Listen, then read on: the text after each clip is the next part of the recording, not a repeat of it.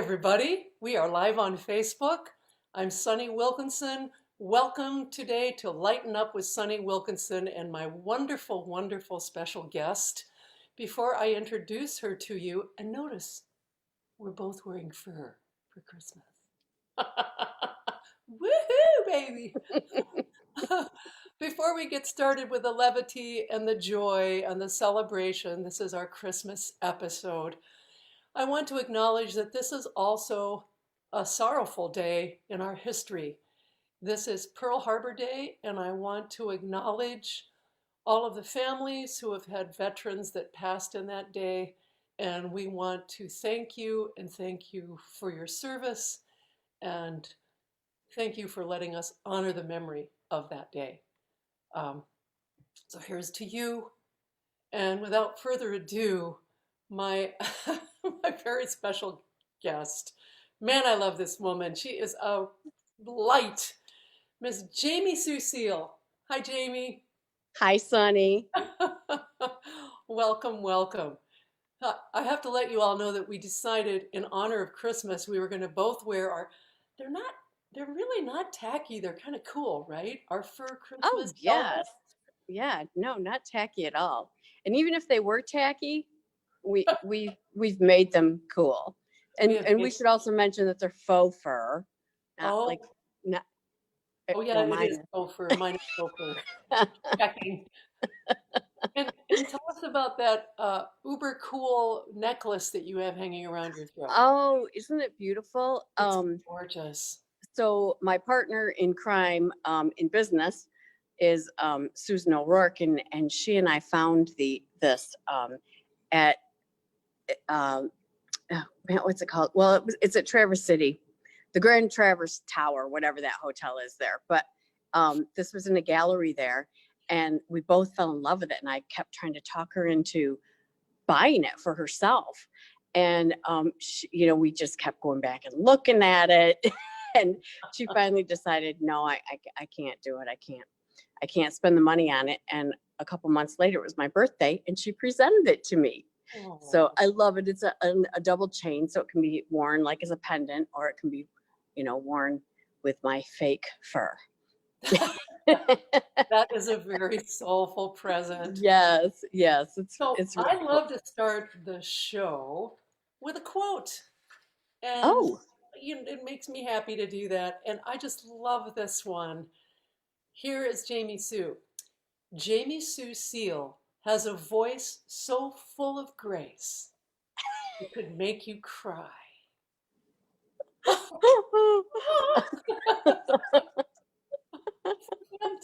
But you know what, my friend? It is true.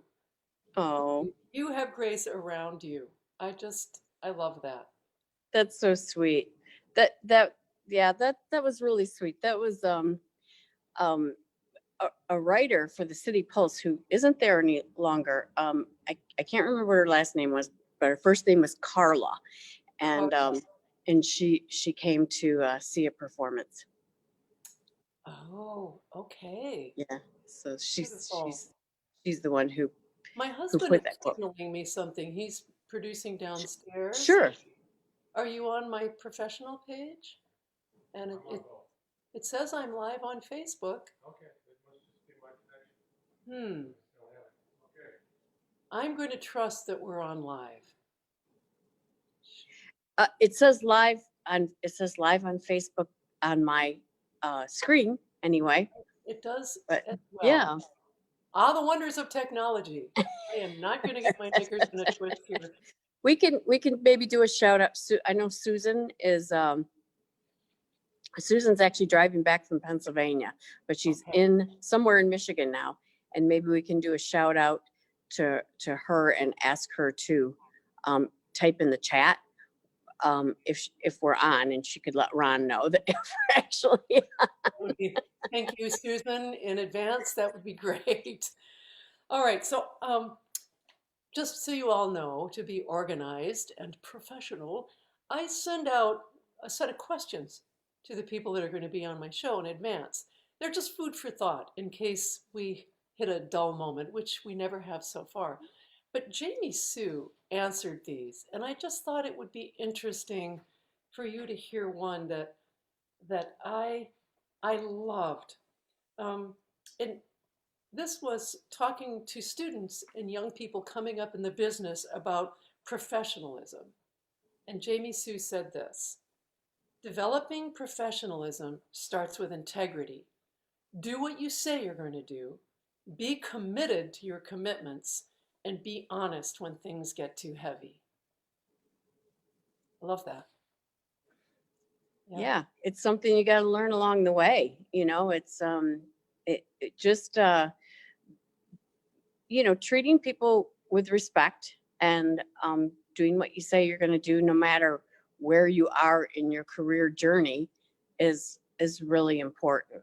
And trusting people that you're working with. When you surround yourself with a team in a village, you need to trust them, providing they're good professional people. But there's a lot of um, kind of indie sickness going around. It was fabulous in the 90s. um, when you and I were coming up, getting a record deal was a really important thing, and you didn't have control over it.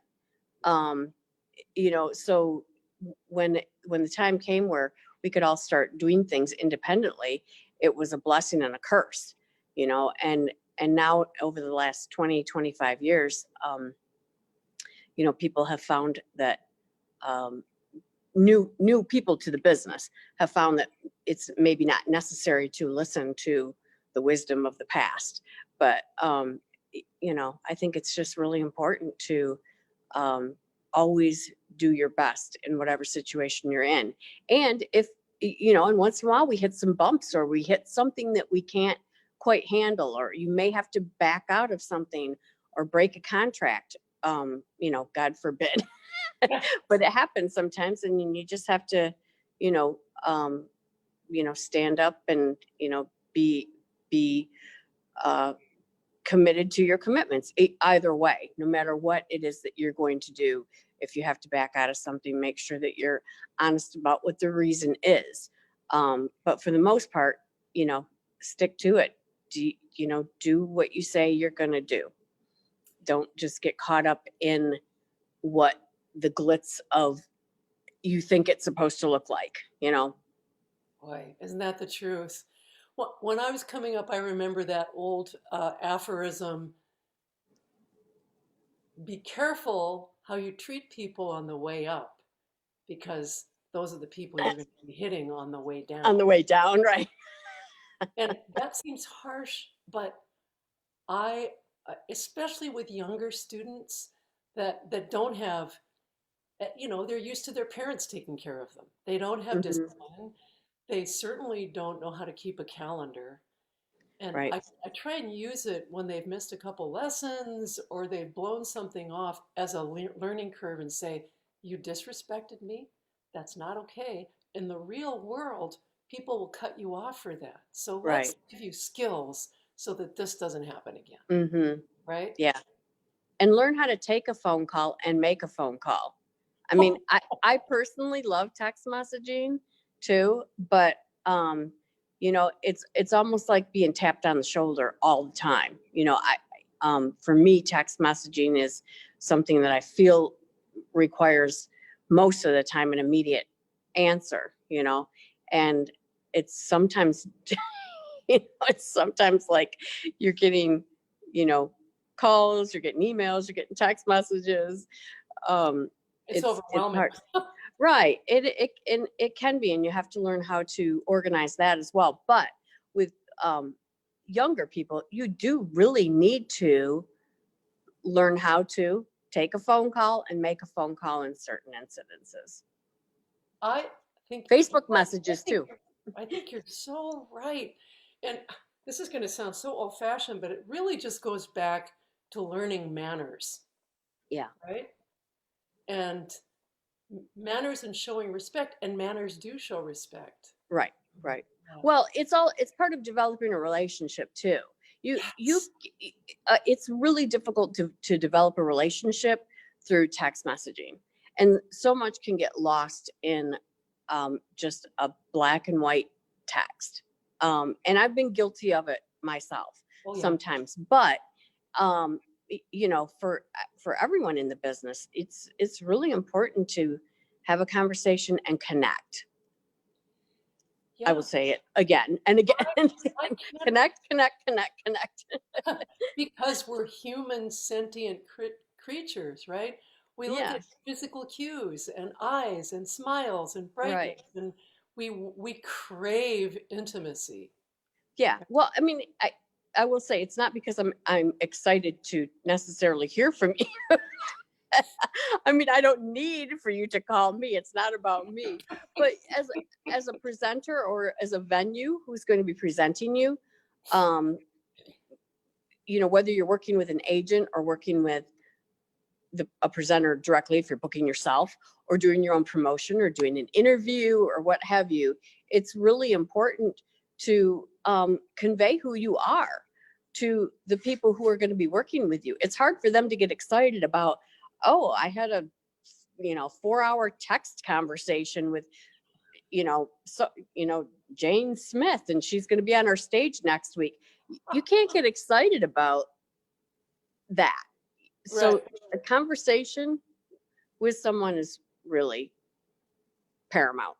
So just so that people who don't know who you are, Miss Jamie Sue, which I'm surprised that everyone doesn't, let me just give a little heads up to your qualifications and all you've been doing over this year. It's pretty impressive, my lady. You know who I've been busy.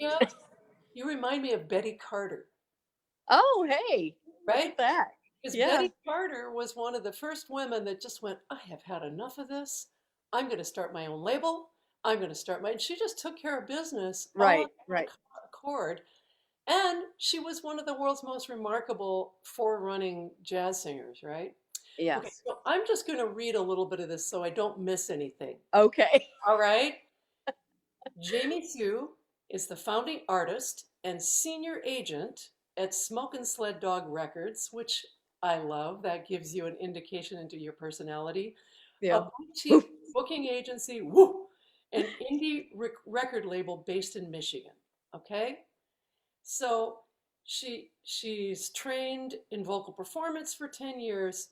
She's a pianist, a guitarist, a wonderful singer and dancer, and and then she's got several groups that she works with, and I love the titles. Let me say that again. Bottle Rocket Cabaret with blues singer John Latini. Right. And then I love your all-girls band. I cannot wait to come and join you and just play. Yeah, I know. Goodbye, COVID already. Goodbye, COVID. It's called the Come Hithers.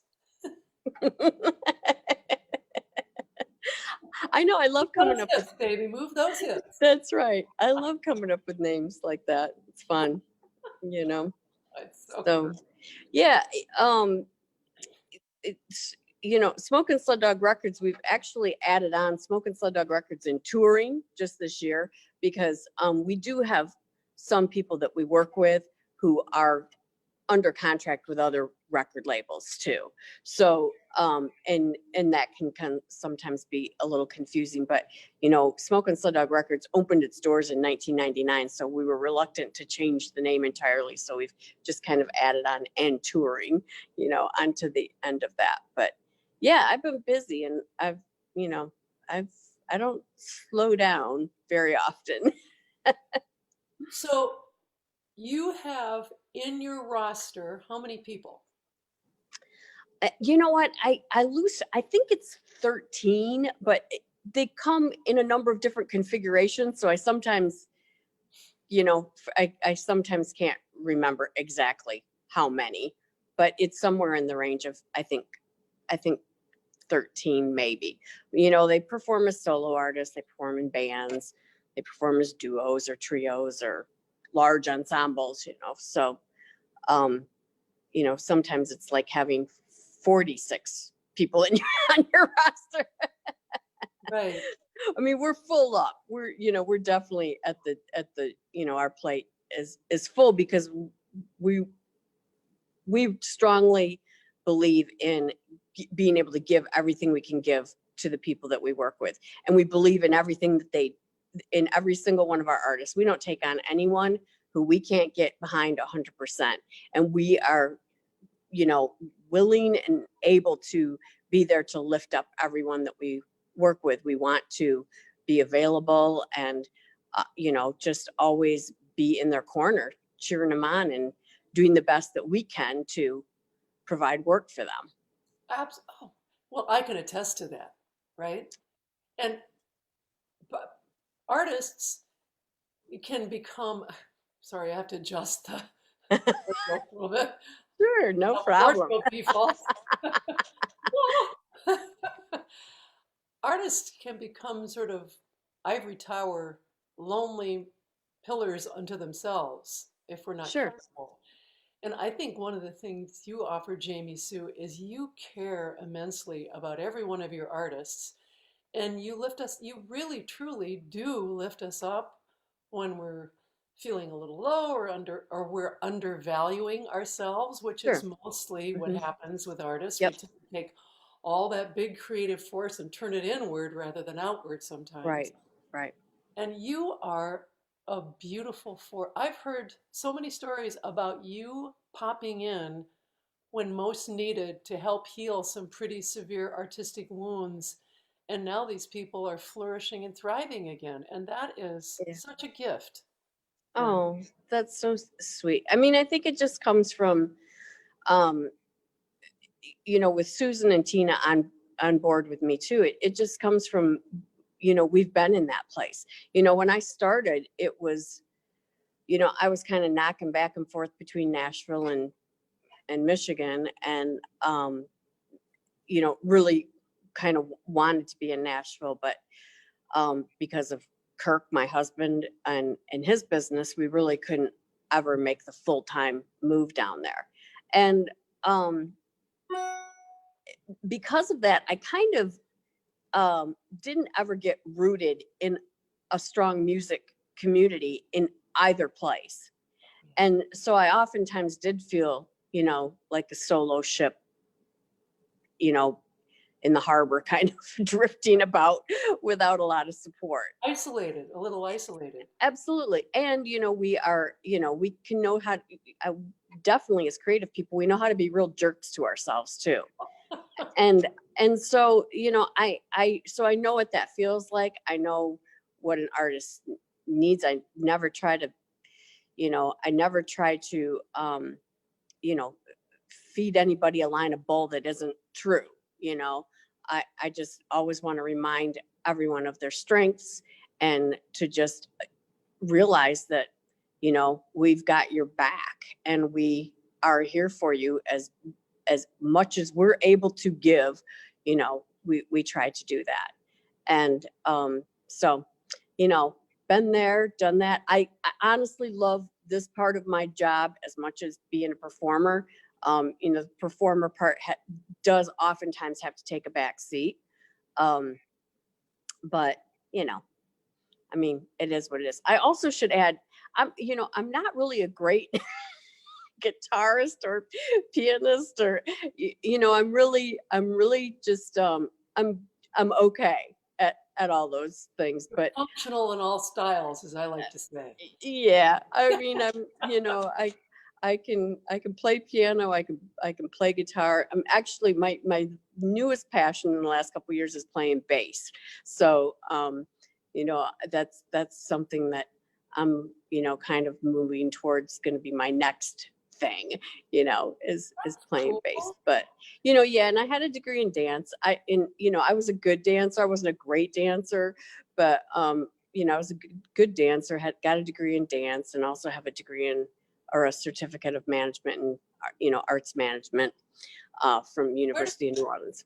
Oh, that's what I thought. I thought it was University of Yeah, New Orleans. no. Yep. Remotely. I wasn't in school down there. It was a, remote classes, but I graduated from the first class of that arts management certificate from there about 10 years ago. Yeah. And then I studied, go ahead. Well, with regard to that certificate in arts management, If you're a person inclined toward the arts but know you don't want to be in performance, would you advise that they go get some sort of certificate like that, Oh, study that, sure. Yeah, become more adept? absolutely. Well, and there's some places that offer full 4-year degrees in arts management now too. And really, and you can go into different fields. You can become an agent or a manager or work for a record label or work for a marketing team, or you may be on the presenting side where work at a venue in a number of different roles there as well. Yeah. So, if you're somebody who's drawn to the arts and you feel like maybe, um, you don't have a great singing voice or whatever, but it's an area that you enjoy being around, definitely explore arts management. Well, that's so, and boy, have you used your degree in that. Yeah, well, and actually, I was doing it for about 11 years before I went to school for it. Yeah. So, I just felt like I wanted a little bit more understanding of contracts and understanding of um, arts law and things Oh, like that. And that's all stuff we brushed on a little bit, but it was an accelerated program that I finished in 8 months. wow. Um, so, and this was like, our classes weren't even like this at that time. It was on the phone. Oh, It was brutal. It was 3 hours. oh, They were 3-hour classes twice a week, oh, man. and you're on the phone. So Oh, I would not have been able to do, I would have run screaming from the house. Good for you. Good for you for keeping up the focus to be able to do that. Hey, I yeah, wanted to say for those of you out there, when you get a chance, go to the Smokin' Sled Dog Records, you'll never forget that name, website and check out the roster. These are sure, all wonderful musicians. From the thing I love about this roster is it's from all genres, right. from bluegrass to Celtic to jazz to, I mean, you do Roots rock, gospel, yeah, gospel, and Irish, yeah. you also represent a sled dog runner, don't you? I do. Right. Yeah. Yep. Yep. Yeah, Oh, Tasha. okay. Right. And that's sort of our what we call our adventure outreach branch of the roster. It's Tasha Steelstra, and she has raced sled dogs all over the world, through the Swiss and French Alps, and has won qualifying races to be in the Iditarod. She has never personally raced in the Iditarod, but her husband has 8 times. Wow. And one of their partners in the business also has raced the Yukon Quest a couple of times and the Iditarod. So she has a really terrific outreach program that we take into elementary schools. That's super popular. Do you know So Ed Fidowa and yeah, his you're wife? you're you're My Ed Ed Fidowa? Fidowa, Yeah. my Ed Fidowa, the bass player in my band. Yes. His wife and daughter, particularly, his wife has passed, but they raced sled dogs. They had huskies and raced sled. Oh, Did you know that? wow. No, I didn't know that. Isn't that cool? That is really cool. Yeah. Um, I was just looking at your roster here. Well, there are just so many wonderful people. So Well, many. we call it a boutique booking agency. So we consider we've got a little bit, from a couple, couple people from each, corner of musical styles, and there's really no place to go anywhere else to book because we have it all. You've got it all. So, Jamie Sue, are you from Michigan, first of all? I am born and raised in Lansing. In Lansing. Okay. Have you Hmm. ever lived anywhere else? Other than having the place in Nashville, we lived down there for a short time, and then we kept an apartment there for about 5 years. So I kind of consider that my second home. But other than that, nope, right here. And how did you meet your husband? I'm just curious. Through well, Kirk is 4 years ahead of me.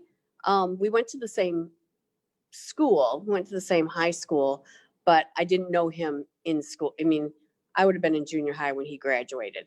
But so we had some mutual friends that introduced us. I knew some people from his class, because I was fast.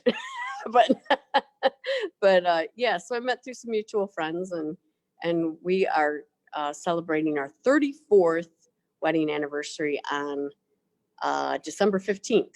So in just about a week, just a little over a week. Happy anniversary. That's Thank great. you. Yep. Are you doing anything special for that occasion? Well, we usually do go down to Nashville for about a week. So, that's just sort of our go-to place if we're not vacationing someplace else. So, Right, yep. right. So tell me a little bit about how this is a tender subject, but how COVID has affected your roster and how you're handling it and etc. Oh, well, um, it's it's it's been it's been hard. Um, you know, honestly, the people that I work with want to work. They want to work. Um, I have talked to a couple of my artists who, we consider this a service industry. And so, in the service industry, you're giving. And for people to just sort of sit idle and not be able to give, that's difficult. Beyond that, trying to make a living and, scrap together whatever PPP program that you qualify for, or unemployment is just a little bit strange. And creatively and artistically, it's difficult um, for people in this business. Um, Oftentimes, there's you know demons that are present in our lives that um, we sort of are able to tuck away uh, when we're doing what we're supposed to be doing, and and um, so there has been some battles with that with some folks. Um, I have all different types of personalities on the roster who I work with, and different ones are handling it different ways. But it's just it's unlike anything I've ever seen in my lifetime. You know. And and it's just I think that sometimes artists have a little bit of guilt for choosing the industry that we've chosen. It sometimes looks, I think, to the outside world, or maybe we do it to ourselves, that it feels a little bit like a luxury, like get a real job, kind of a thing. So to be kind of at the bottom of the food chain, during this whole thing is a little bit like, you know, driving home that we're not essential. I mean, that's been thrown around a lot: essential workers, non-essential workers. And that is what I say is by no means any disrespect to what anybody does and what anybody has sacrificed through this whole pandemic. But I think that in terms of fighting our own internal battles, it's been hard, and I think that people have really tried to hold on, and we keep thinking it's going to come to an end, and it's just like keeps dragging on. Yeah, it's tough. I am, in some respects, I'm grateful that I'm the age I am. That I Yeah. have in a lot of my educational activities have moved towards semi-retirement, Hmm. and that my performing life is not as active as it once was. Let's just say that. Right. I still long for it. I still sit down at the piano every day and sing and play and Right. create, right? Yes. And on a positive side, I just want to remind us of a little aphorism that I love that says, a culture is built on dreams, and its dreams are dreamt by artists. Mm, I still believe that. It's like yes. imagine the world without what we do. I know it's not essential on one level, on a monetary level, but I do Right. think it is essential on a soulful level and a communication level and like who we are level. I really do. Right. Right. Yeah, I do too. And I've always all along said, that the arts aren't who I am, it's what I do. But that's not completely true. There is a part of you is that it is in the fabric.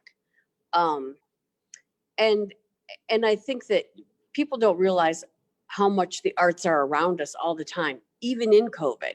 I mean, if you turn on the TV and watch it for a half an hour, you've heard at least 7 songs because of commercial breaks or Yeah, because of something that's happening in the music or gaming or you know even just little dings and knocks and sound effects. It all kind of comes back to the arts. But it does. I've tried to be I keep trying to be patient. I'm a very faith faith based and spiritual creature, and I keep saying, like, I'm just keeping my heart and my mind and my hands open for the blessing, the blessing that's going to come from this, and the lessons as well. But you know I didn't think it was going to take this long. So long. Like, hello, we're tired of this. Well, I tell you, one of the blessings for me, I tend to be a doer. I tend to be like, okay, let's get in action. We're moving. We're moving now. We're moving faster. La la la la. Yeah. And I, perhaps it's partially my age, but I am learning how to be better than how to do. And that is really good for every part of me, for my health, for my spirituality, for my physicality, for all that stuff. And it's not something that I did naturally anytime in my life. Mm-hmm. So that is Yeah. one benefit. Yeah. And then another one, um, I can't stress to you and Susan, and I know Tina as well. I just haven't had as much opportunity to be with her. How I value this time, this little show to create some community and some, Absolutely. right? Because I don't Right. know about you, but I think I'm way more sensitive right now. If somebody looks at me funny, Oh, I sure. or says something mean to me, I take it right in, and it's like we don't have to do that, Sonny. This has nothing to do with you, but I'm so grateful for the safe places, you know. Sure. Yeah. Yeah, well, I mean that brings me to another point too, is that um I believe that the arts are a form, definitely a form, and my preferred mode of communication too. So that's kind of missing. And I don't deny that a little bit of the slowdown at the beginning was sort of a welcome relief, because I had been saying, I'd said it for years, like, if I just had a month to catch up, you know, and then I was like, then we had it, and I was like, oh, I made COVID happen, because It's my fault. it's my fault, because I've been wishing for that month. But I think that it's just, I think it's been hard. I don't think it's been all hard. I think that some people have sort of been like, okay, it's this break time that we've sort of longed for. But at the same time, it's like, okay, now we have all this space. Why aren't you creating? Well, we're not creating because we have no incoming stimulus. So, but I feel I mean, like I don't mean to be, I'm not trying to be dramatic. I mean, I think everybody's okay, but it is definitely a weird hustle, that we're in. yeah, it is. Yeah.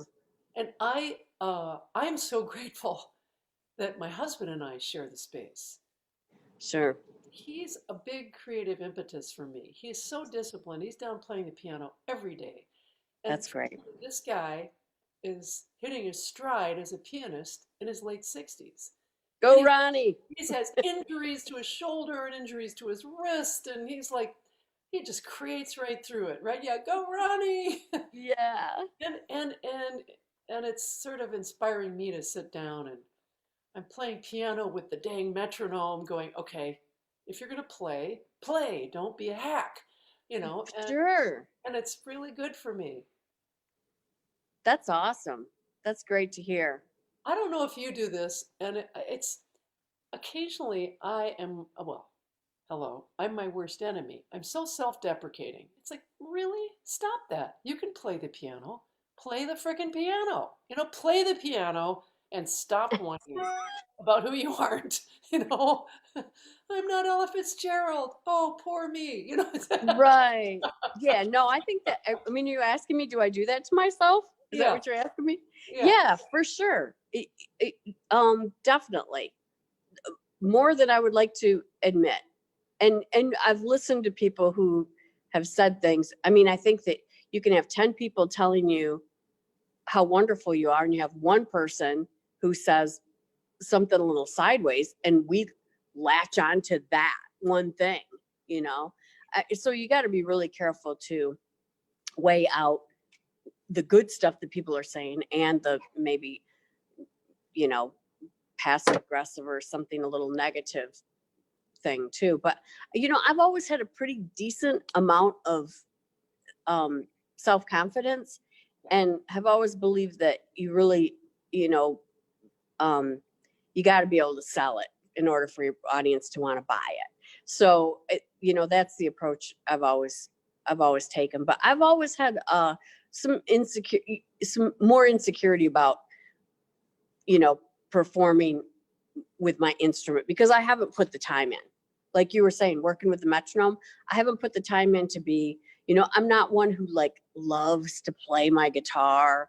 I'm not, I just am not one to, really want to work at that. I play enough to be able to write and get by, and I'm a okay piano player.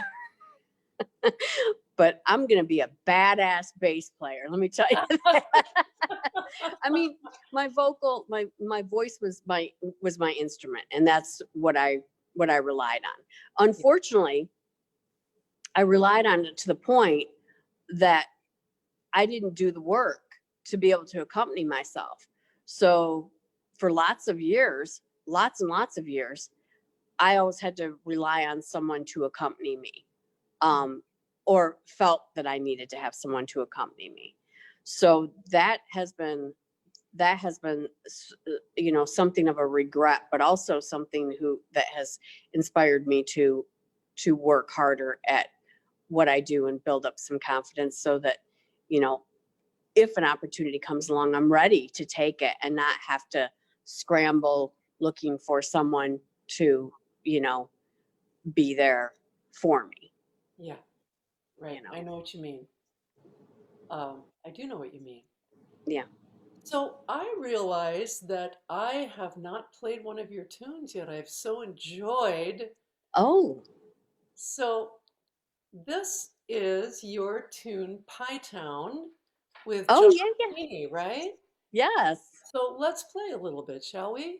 Sure. All right, here we go. Rose underneath my nose. I got my eye on a pie up in the sky. We'll get a belly full of loving, piping hot out of the oven. I'm a pioneer discovering Pie Town. Hey, won't you come? Won't you come? Won't you come? Come, come. Won't you come along with me to Pie Town? And while I'm deciding, that my lady is dividing and providing, and he's left, it's going down.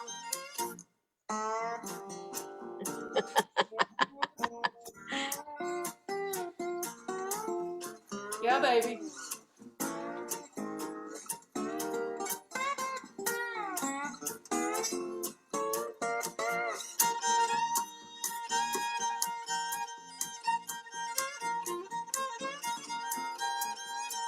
Who's that? That is Colin. Well, I just love that cherry and that starry blueberry night. Can't think of his last name. An Ann Arbor fiddler.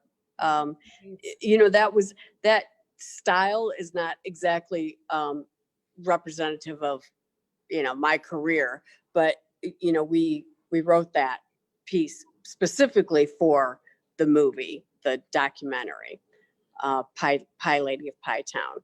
So it's it sounds like I'm sort of some kind of bluegrass wannabe. But Well, tell we us about wanted- the documentary.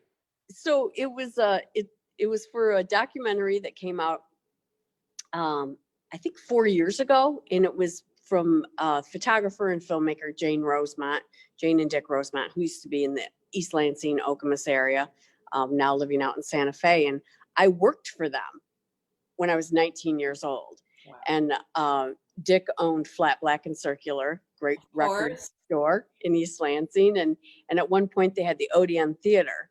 And so I met Jane in a dance class, I think. And she was, I think I was 19 and she was in her late 20s or something. And so we just became, friends. And, she took me cool places.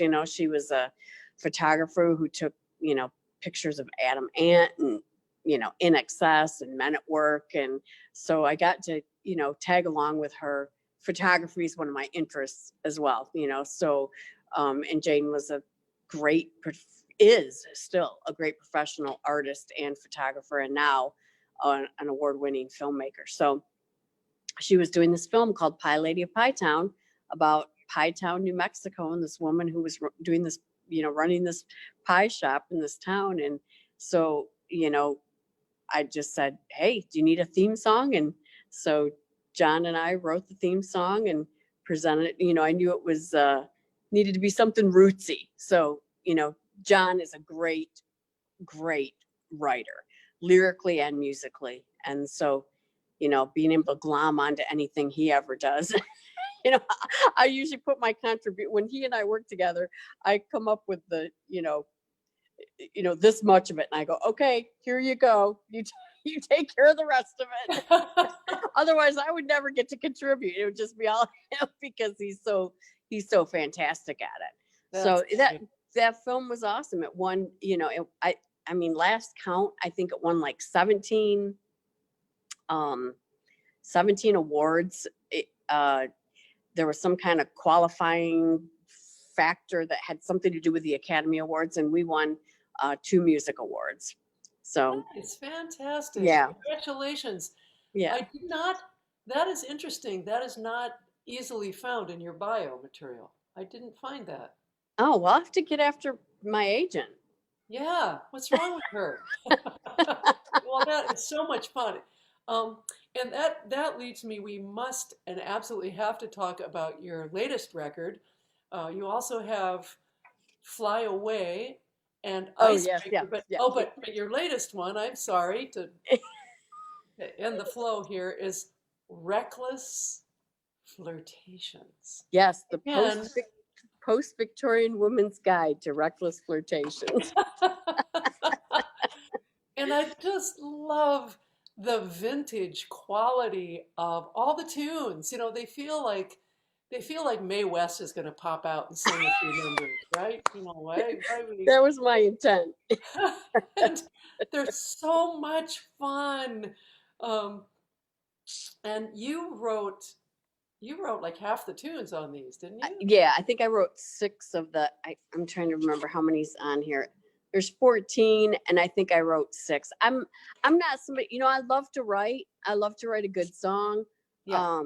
But I'm also a big fan of interpreting too. It doesn't have to be my song, So I just love the title.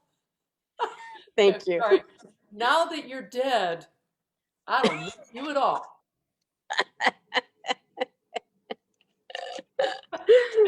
And then Wait a minute. What is the one you're going to have to tell me the name of Susan O'Rourke's because it is one of the funniest titles.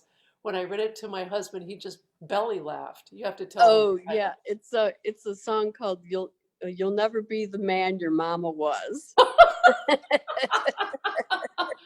title. She, I think if I remember the story correctly, it was a mutual friend of ours, and she had been trying. He was a singer songwriter, and she'd been trying to get him to quit smoking.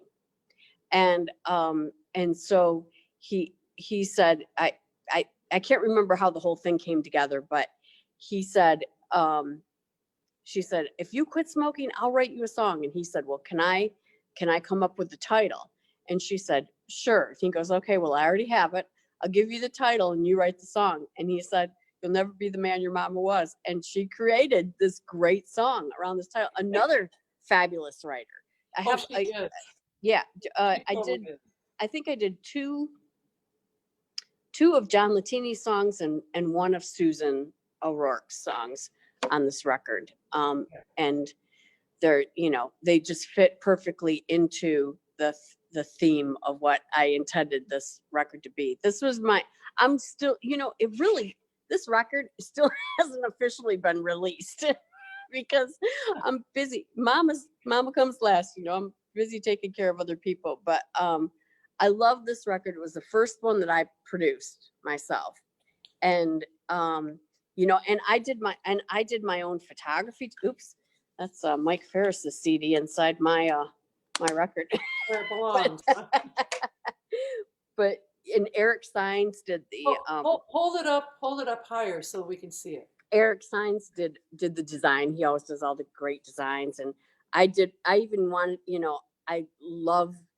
I wanted this to scream Jamie Sue so much. So I did all my own photography too. And Eric, of course, came up with a great design. And, it was the first one that I had produced. I'm a big believer in working with a producer. And I will, I'll tell that to everybody who comes along. But I also think that there comes a time when you have, put your time in and been in the studio and learned what works and what doesn't, that, you can be ready to produce a record. And I would do another one. I'm not a voracious writer, and I'm not somebody who puts out a lot. I've only done 4 CDs in my 25-year career. I'm but the same way. I'm not a voracious producer I'm not impelled toward that all the time. Yeah. So, but I would do it again. But I also would, if depending on what kind of material I was working on, I would definitely work with the right producer again too. So, don't you find that this falls under the category of it? You just said you have so much experience and you've gained so much knowledge, and your ears have gotten so big, and you have this intuitive base of knowledge, right? That you go in and you just hear what needs to happen and you hear what's wrong. And I think that's intuition isn't just guessing, and it's not just magical. It's this beautiful basis and foundation of knowledge and experience, and then you can produce your own CDs. Yeah, absolutely. And you can't let what you sort of believe are your shortcomings get in the way. I didn't pay attention as much as I should have learning theory. I can't always communicate to musicians exactly what I want. I did work with a session leader on some of these, so I had someone who could speak the language step in. But there's just, I knew what I wanted with this record, and at different points I was like, hey, can you pull out a bow and run it across the low note on the bass, and that's kind of stuff worked. Can you do this on the piano? Can you make it sound like an old juke joint kind of a thing? So, but you're right, it's like it's training your ears and training your mind to get what you want. And I'm not someone who follows trends in any kind of dress, hair. We're pretty trendy today. Yeah, from like Yeah, 1940, this was trending. right, exactly. Yeah. So, so it was a lot of fun. It's a great record. There's great players on it. I recorded it at the studio that I had worked with in Nashville on 2 previous CDs. Mainframe Studio with Nathan Smith was the engineer, and it has Cactus Moser, who's Winona's husband and Nice. player. At the time. He wasn't. He wasn't he wasn't with Winona at the time, but Steve Holland is on drums, and Dow Tomlin plays bass, and Dennis Wage is on keys, and Doug Greaves was my session leader and guitarist on that record, and Dow Tomlin also is in Winona's band, The Big Noise. So those are guys I had worked with for, on other records for 15 years. So, you just want to, I mean, going to Nashville, I mean, that's like a machine, you can go down there and make a record, and you really can make a record in 2.5 days. That's what those guys do down there. Well, they're pros. They know all the Right. feels. They're at the Yep. top of their game. That's Hmm. great. Well, that record is it is just so much fun to listen. There's a Thank you. giggle and a tear in there. It's because you were explaining about the story. Would you explain that to the people, the Oh, art of the CD? oh, sure. I didn't hear what you said initially, but you said there was what did you say? You just wanted me to explain the thematic Yes, yes. journey of the CD. Yeah. So, I really didn't write it intending for that to happen. But when I got all the CDs together, and then you start working on the art of the order of how they appear on the CD, which is another thing that you need to learn. Not you, Well, young new, hey, people new to the scene. But yeah, it kind of goes through the different phases of a relationship. It starts with crush, and then it goes to he loves me, I can tell, and then soda pop is like you're in the you know you're in the morning light of the relationship, and then the proposal, and then what a wonderful world, everything's beautiful, and too good to be true, and lovers don't cheat, and then that's when it starts to kind of, if you're talking about an arc, it's sort of peaked. And going down the other side of the hill is you're never going to be the man your mama was, and more heartbreak with confetti, and then singing the blues with Down So Low and Do You Confess, and now that you're dead, I don't miss you at all. And then Nobody Loves a Fat Girl is an old Sophie Tucker song that I've played and sang for years, a song that my grandmother taught me, and sort of an anthem. And that kind of ends out the end of the CD and says, everything's going to be all right, because I am who I am, and I love who I am, and you can love me or not. yeah. So they can hear it. They can hear it and buy it on Smokin' Sled Dog Records, right? Yes. Yay. Mhm. Well, Yep. let's play a snippet from He Loves Me, I Can Tell, shall we? Oh, okay, great. Yes. All right, here we go.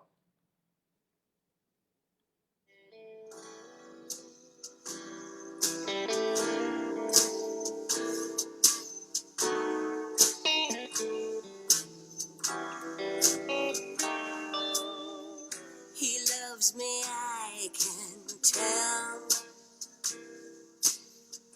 Ain't no doubt about it.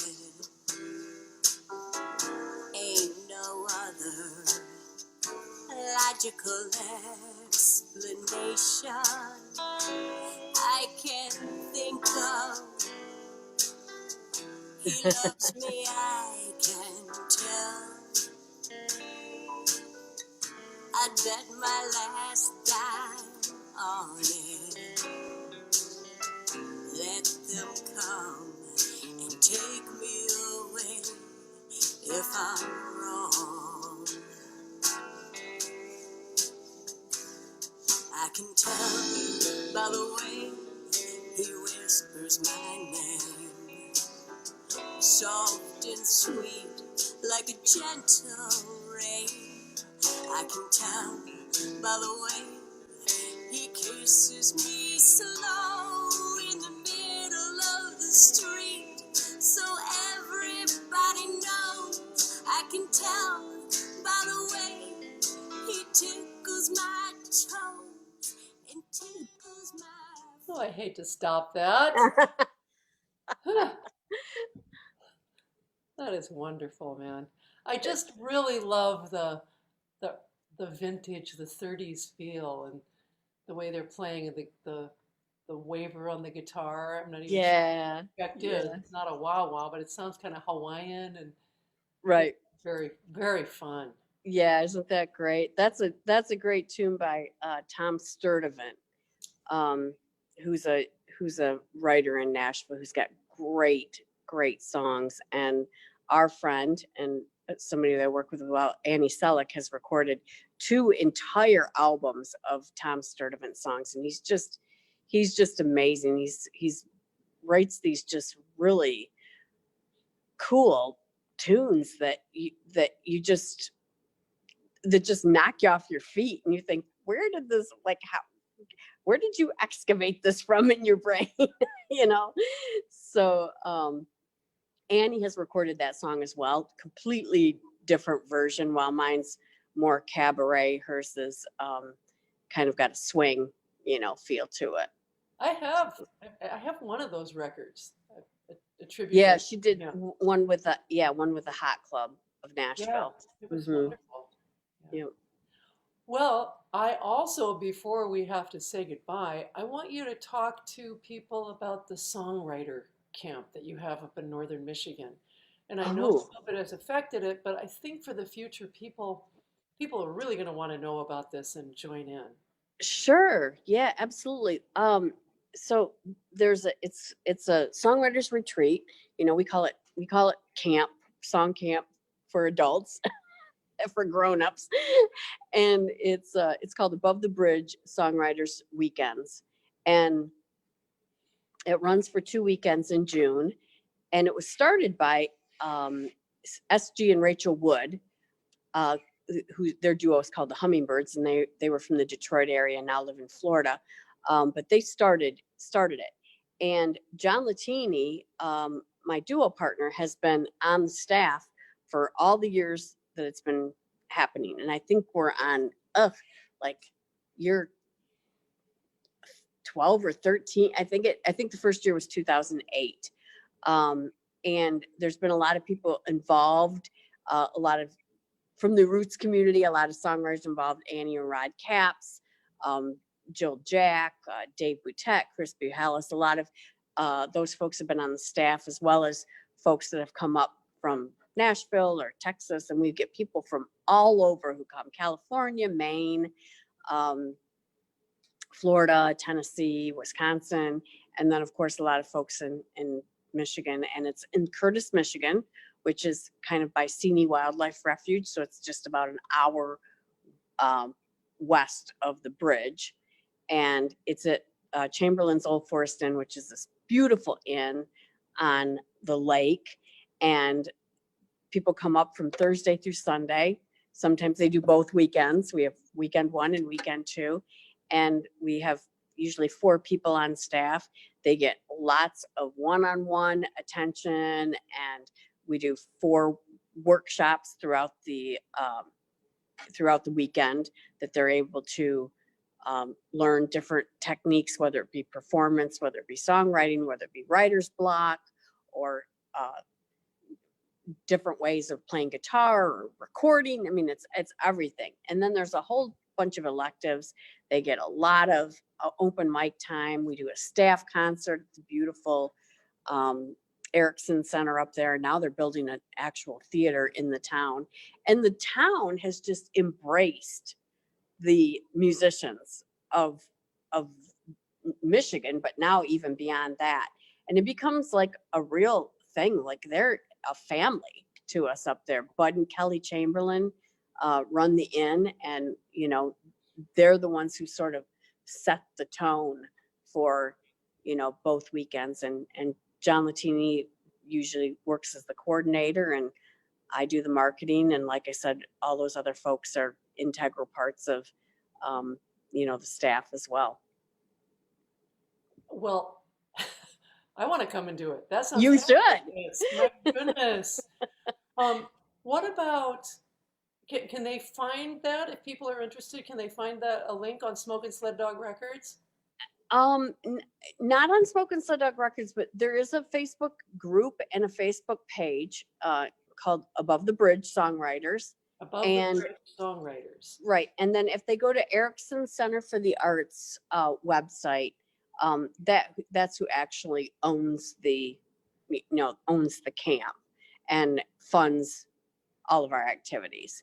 So it's just a terrific place. We were so disappointed that it was canceled last year, and we're,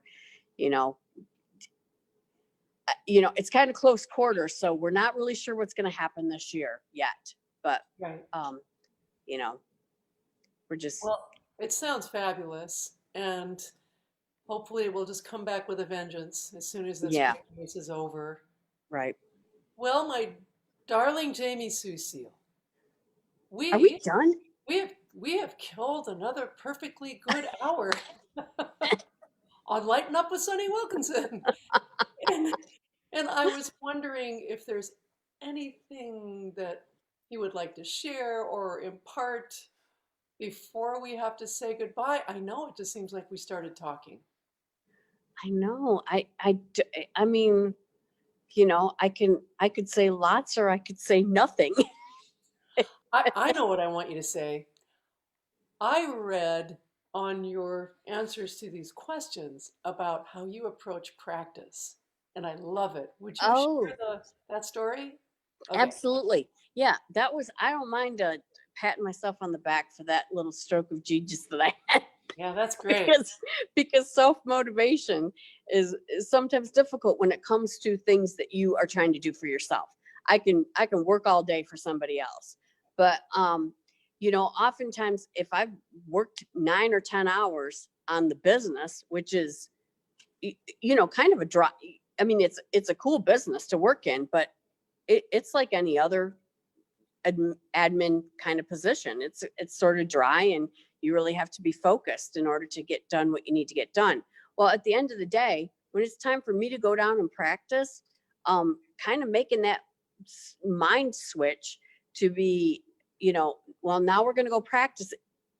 It sort of feels like, oh, now I got to go do another kind of work, and it's hard, and it's more energy, and it's more right. And you're thinking, and I haven't worked out yet even. so what I really actually developed this completely by accident. But one of the songs that I love to play and sing is the Beatles' Let It Be.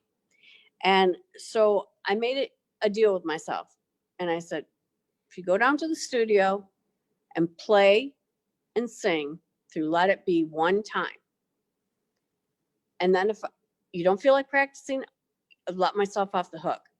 Go back upstairs, do whatever I want. I've never gone back upstairs ever, because the shift has happened. Once you're down there and you've played and sang, and then you kind of remember, some of that other stuff falls away. Your day falls away, and you're like, this is one of the things I love to do. And so now I'm going to put some time into it. Before you know it, an hour's gone, just putting some time into playing with the metronome, doing some scales, writing, stretching your vocals, all those things. It's easy to be a procrastinator as a creative too, because sometimes it feels like it's not fun. And sometimes it feels like you don't know where to start. And sometimes it feels like work. And so you just have to get past that. And that's one of the little tricks that I have, developed for my own procrastination. That is a great trick. Do you know there's a book by Kenny Werner called Effortless Mastery, right? Oh, Which is an oxymoron. It's like, oh yeah, sure. sure, Yeah. sure. But he says basically the same thing, except for I like yours better. He says, just commit to 5 minutes. Yeah, but if you commit to let it be, that's way more fun.